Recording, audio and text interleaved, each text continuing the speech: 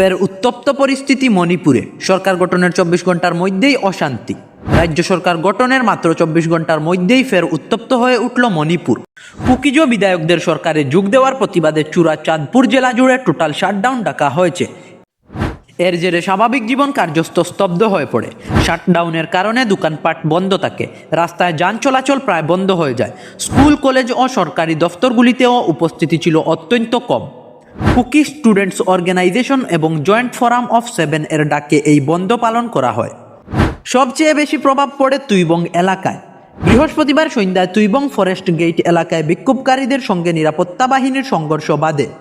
পাথর ছোড়ার ঘটনার পর পরিস্থিতি নিয়ন্ত্রণে লাঠিচার্জ ও বিক্ষোভ ছত্রভঙ্গ করার জন্য গ্যাস ব্যবহার করা হয়। সংঘর্ষ চলে গভীর রাত পর্যন্ত, এতে অন্তত 2 জন আহত হয়েছেন। পরিস্থিতি নিয়ন্ত্রণে জেলা সদর সহ একাধিক সংবেদনশীল এলাকায় অতিরিক্ত নিরাপত্তা বাহিনী মোতায়েন করা হয়েছে। গোটা পরিস্থিতির উপর কড়া নজর রাখছে প্রশাসন।